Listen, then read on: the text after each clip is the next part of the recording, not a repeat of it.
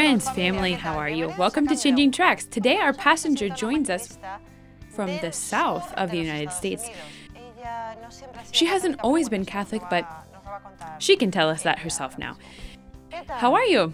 Can you present yourself? Tell us where you're from, where you live. Yes, my name is Amy Karney, and I grew up in, when I was younger, I was born in Memphis, Tennessee, and I lived there till I was about 9, and then we moved to Florida and to Orlando first and then to Jacksonville.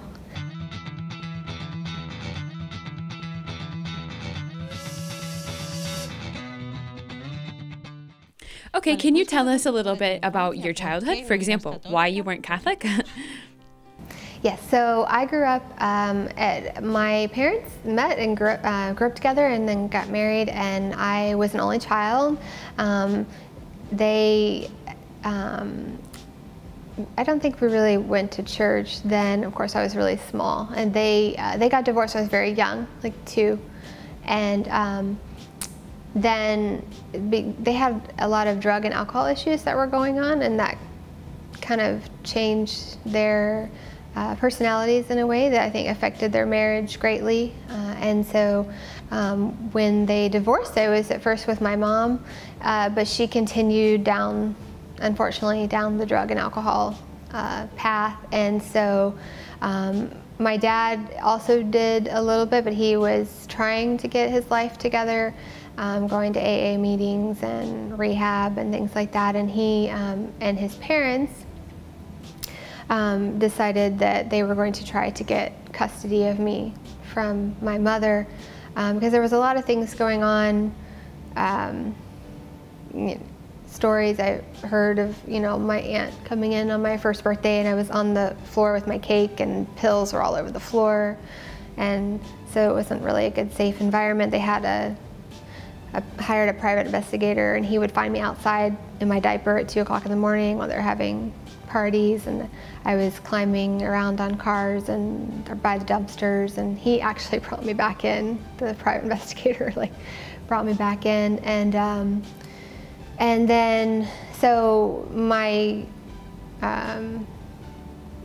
grandparents and my dad won custody, and I was with them, and I was very thankful. My mom's parents were amazing too. They were very good people, and everybody and even my dad's parents, they all wanted my mom to change, and they all tried to help her. And she was a really good-hearted person. She just was struggling with addiction. And then I would still get to see her, but not very often. She was kind of in and out of my life. And we had good times where we would, I remember going to the park with her, and just, I remember just loving when she would be around, and I really wanted to be near her. But she just, there was also bad times where, I'd be taken into a bad neighborhood to buy drugs, and a man jumped in the car with a knife and cut my mom's face and tried to get in the car. Thank God we got away. There was so many times I really could have died, honestly, as a little child.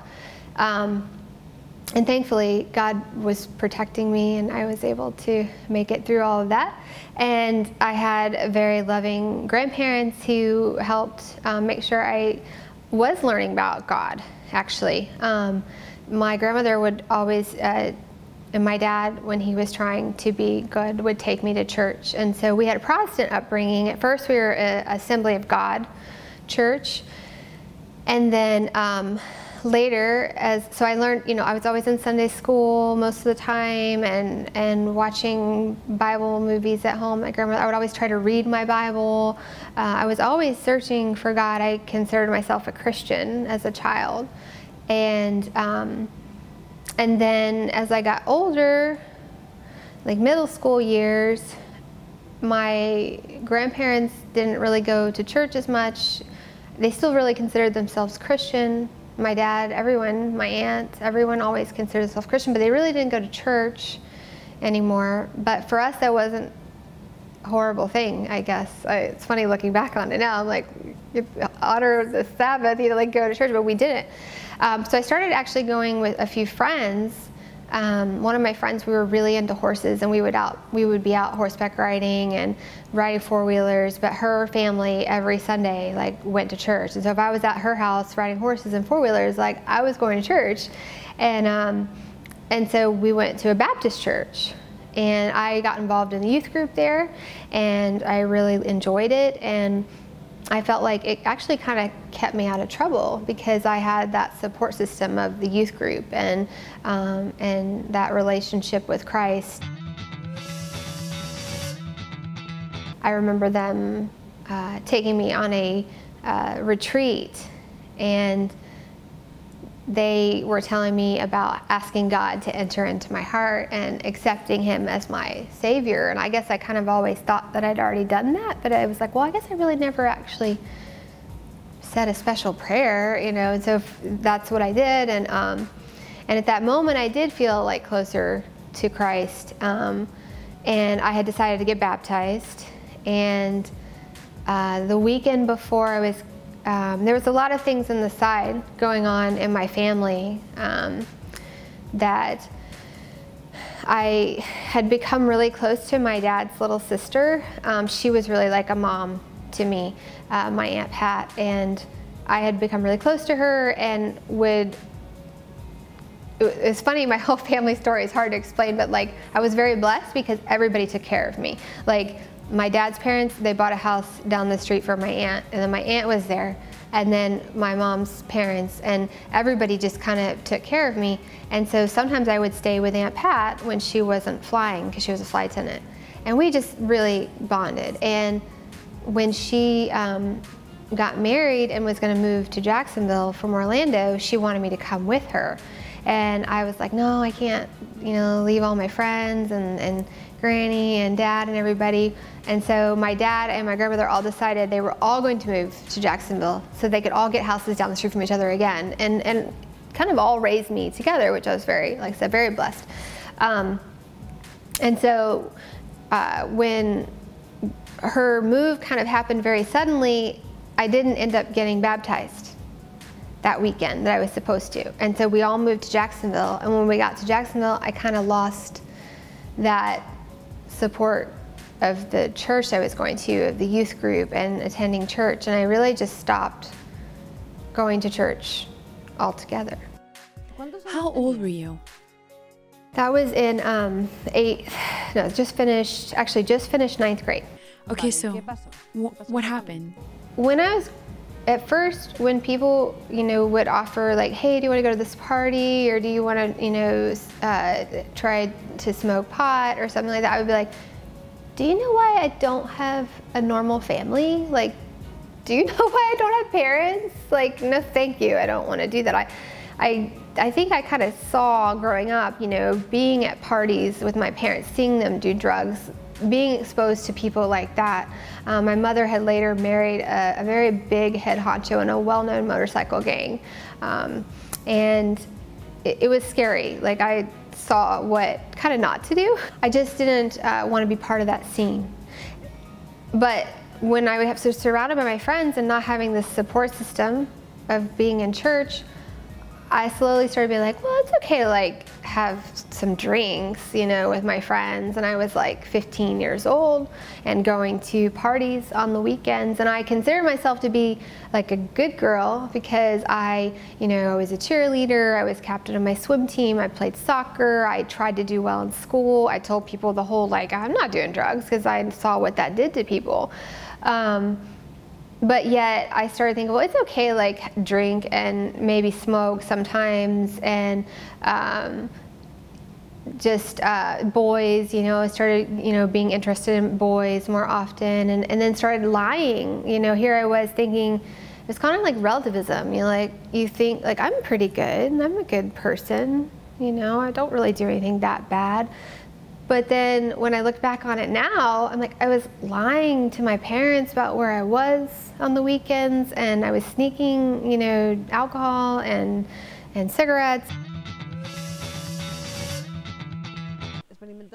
Did you experience any type of sadness or any other feelings like that? I think I started having anxiety back then, but I didn't know what it was. Like I felt like I couldn't get a deep breath, and I thought that it, like maybe I have asthma or something. Like I didn't know what was wrong. And like I said, I always grew up just talking to God, like just like He's my friend. Like I just had that. I somehow am very thankful for that I was always taught just to talk to Him. So I think I still was talking to Him always, but very infrequently now. Okay. So we could say that you started off little by little and then it had an avalanche effect, but how do you get to know more about Catholicism? How did that enter into your life, or through what did it enter into your life, or through who? Yeah, so I met my husband at the time when I was 16, and we met one summer lifeguarding, and he was Catholic, and I didn't really hardly know any Catholics. I knew enough to know they were Christian, but I didn't really understand their faith very much, and we really liked each other, and we even discussed, like, over the time that we started dating, like maybe one day, you know, we were older, like getting married. But for him it was difficult because he loved growing up with his parents who were very Catholic and had 5 kids, and he saw the love of their and the goodness of their sacrament of marriage, and he wanted that. And so he thought, I really need to find a good Catholic girl to marry, and I wasn't Catholic, and so that was a kind of problem for him. And also I was a little bit younger than him, just a couple years, but at the time that's a big difference, you know. And so he kind of joked, like, well, maybe one day if we get married, like, you know, I would want to raise my kids Catholic. How do you feel about that? And I said, and that was the first time I actually thought about going back to church when he said that. And I said, well, that's fine, actually, because I thought about it would be nice to sit together as a family in a church, like, you know, I don't know, that was what I was picturing in my head, like this serene little family at church together, and I thought it sounded nice, and I was like, sure. I didn't say I was going to be Catholic or anything, but but like, sure, I would do that.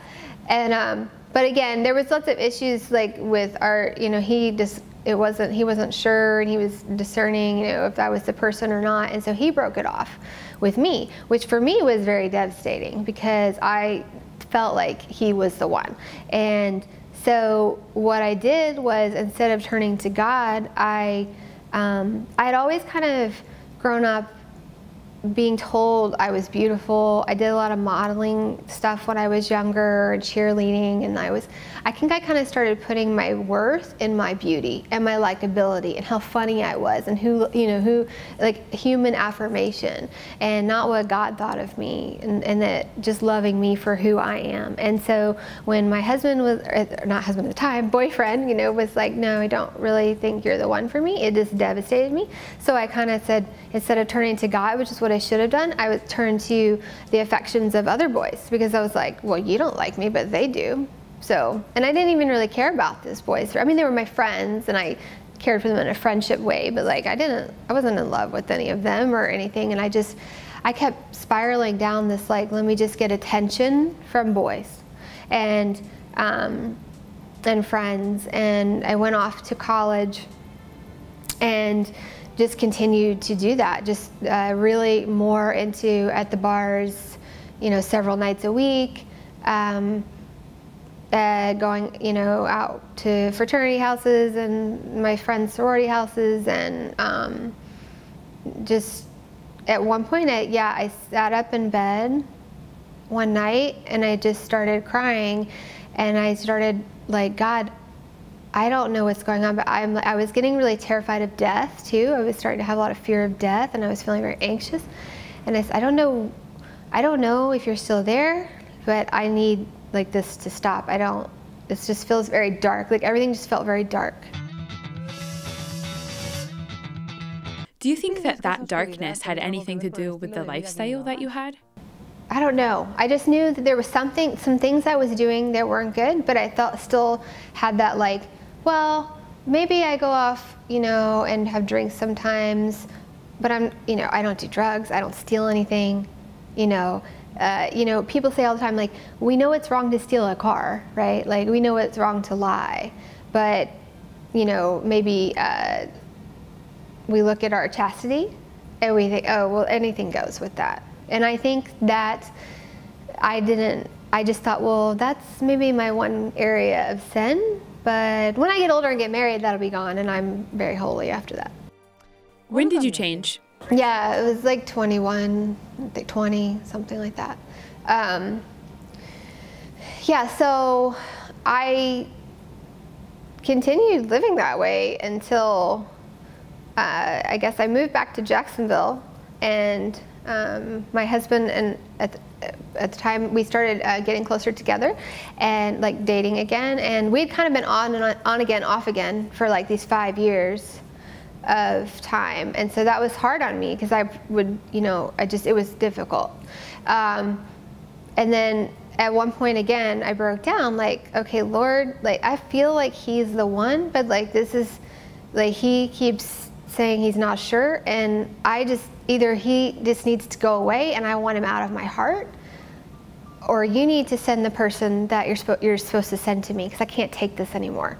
Like I was miserable because I felt like I said, affections of all these men, but I didn't care for any of them. I just wanted him and he didn't want me, and I just felt devastated.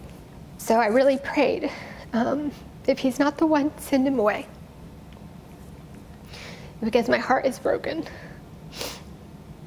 And he was going through some not so good things too. At the time, he was not living his Catholic faith. And I was watching this, and I couldn't even believe I was hanging around him, because that was not, I just didn't understand. I still, when I look back on it, I'm like, it must have been God, because I should have left and not wanted to be around him at all. But when I fast forward and I see where we are now, I know there was a plan. But so he prayed. He started going to church a little bit more often. He was not really going to Mass. And he started going to Mass, and he started praying. And he said, God, I don't really understand why, I love Amy and you keep putting her in my path, but I don't really understand, because I don't feel like I wanted to marry like a good Catholic girl. So, even though he wasn't going to Mass. And so he said he just felt like God told him, like, she's the one. And so he came to me like very shortly, like after I had prayed that prayer, and then he started praying, and then he proposed.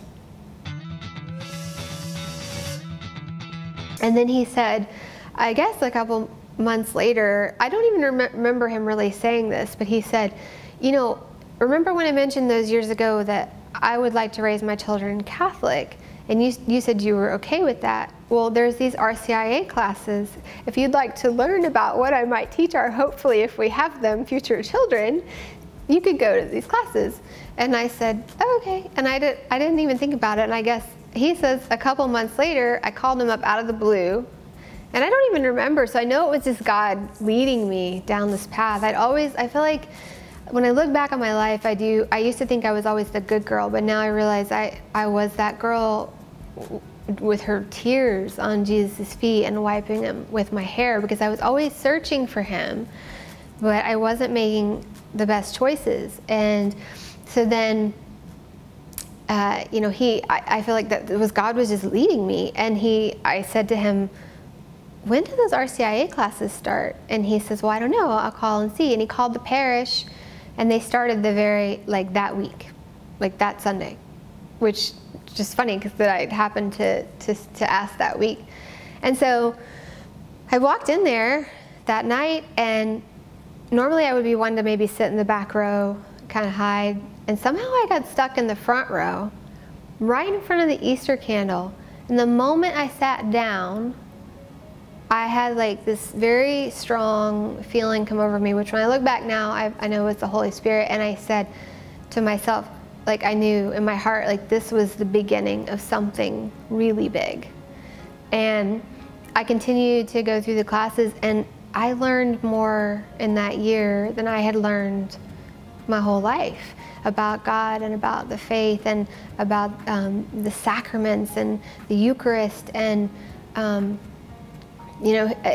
Mary. And I was just so thankful. And when Shannon would come with me every Wednesday. He would drive over and come to the RCIA classes, and he sponsored a boy that was in the class with me, and it actually helped him to grow in his faith, and where it finally, instead of his parents' faith and his watching what his parents did and wanting what his parents, it became his faith and became what he wanted.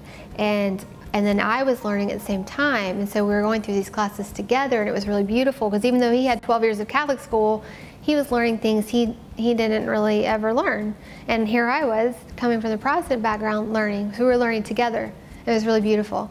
And then once we finished that, I was baptized and we were married and everything. And then it was really just the beginning. It was just a little fire that got lit, those classes. And I just wanted to read everything I could about it. We wanted to get involved in things at the church. We started going to adult catechism classes where that's a whole nother story, but we learned about NFP and being open to life, which we didn't know about. Can you tell us a little bit about your family now? If you have children, how did the desire to have children develop? Yeah, so when the first time we went to that adult catechism class and we didn't know anything about being open to life or anything, we heard like birth control was not good or something, but we didn't really understand all that. We're like, okay.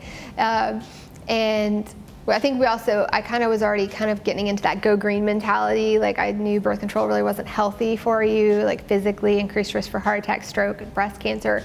But I didn't really understand the moral side of it until we went to this adult catechism class.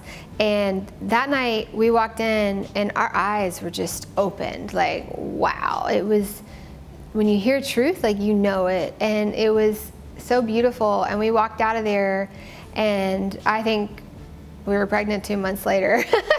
It was so beautiful to us. And we started researching more about what the church taught and how if you separate the life-giving, love-giving aspect of the marital embrace, how it can actually do harm to your marriage. And we were looking at our friends left and right who were already getting divorced, and we kept growing closer and closer to one another.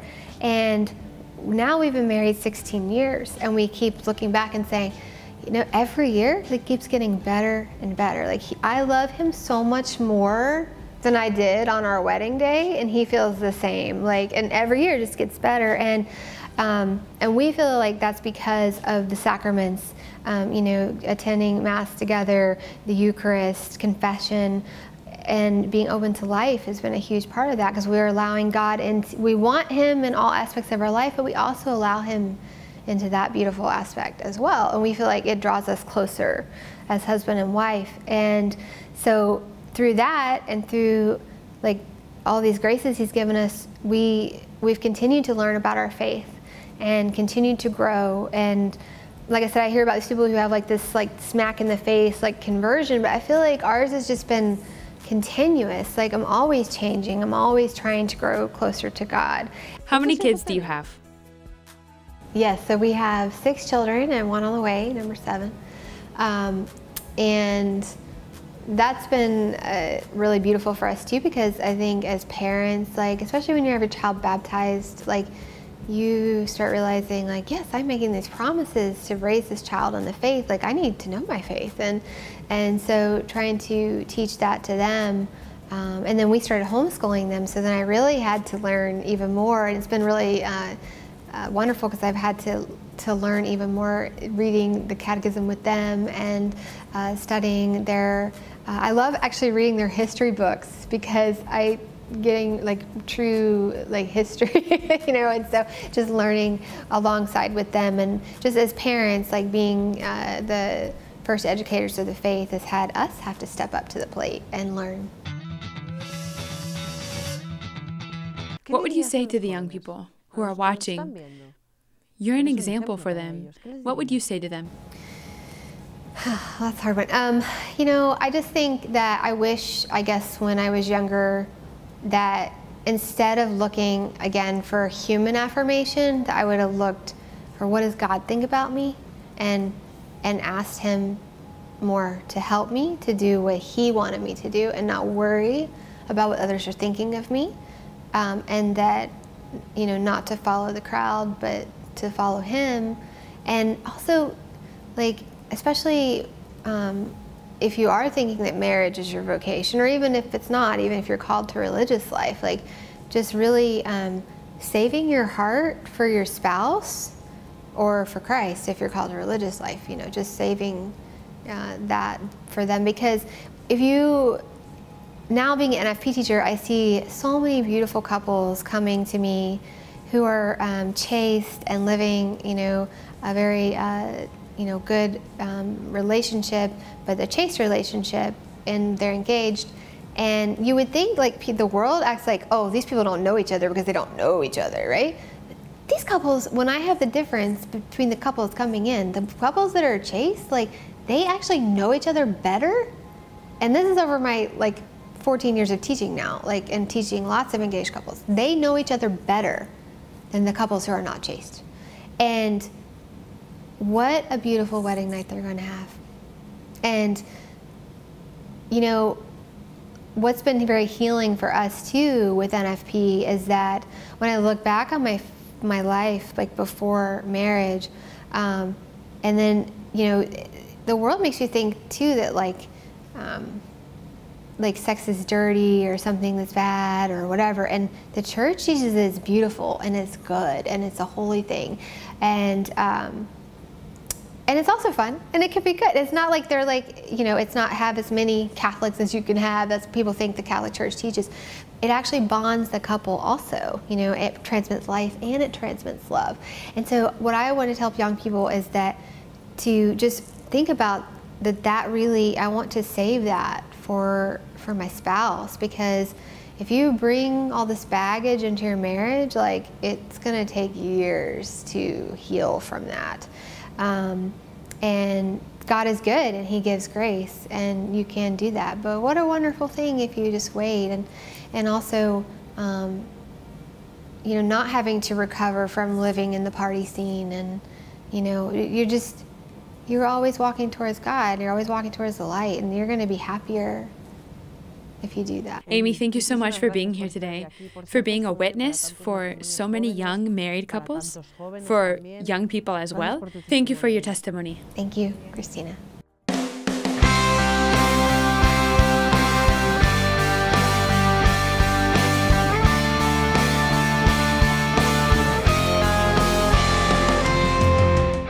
Friends, we have to leave Amy. Marriage. Being open to life, Amy tells us, that it benefits the relationship in marriage. That relationship that can be twisted for hundreds of reasons and problems that we have in our day-to-day things. And those relationships of young people nowadays that jump right in and aren't chaste, aren't pure, and aren't healthy. They just aren't healthy. Look at Amy's witness. See how she changed, and see the reality. The consequence, the benefits. We continue in the faith. We continue together. Thank you.